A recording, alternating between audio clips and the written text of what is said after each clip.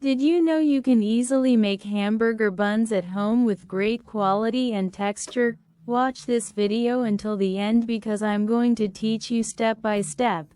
As always, the tips in the captions are for you. For this bread, we need all-purpose flour, but you can also use 28% flour. Mix the flour with yeast, salt, sugar, and improver. Mix them in a bowl, then gradually add the water and milk mixture. You can also use just water. Be sure to add the yeast mixture gradually and carefully because this dough has an improver. After kneading the dough for about 6 to 7 minutes, gradually add the softened butter. You can use liquid oil instead of butter.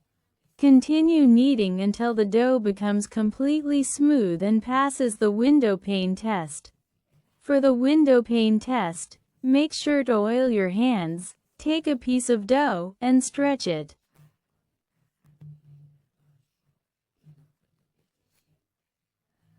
Check if it passes the window pane test. Now, shape it into a smooth ball, oil the surface, and cover it. Let it rest for about an hour. After an hour, divide it into smaller pieces.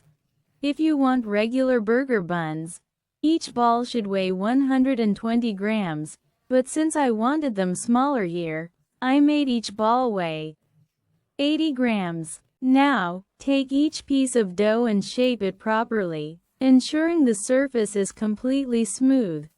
Let them rest for about 7 to 10 minutes. After this time, gently stretch the dough from the back like this.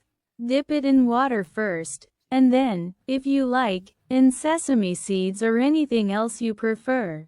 Make sure that when you pick up each piece of dough, gently stretch it from the back and repeat this step. Then place each one on a tray, spaced apart. Cover them and let them have their final rest until they double and a half in size. After that, spray them with water.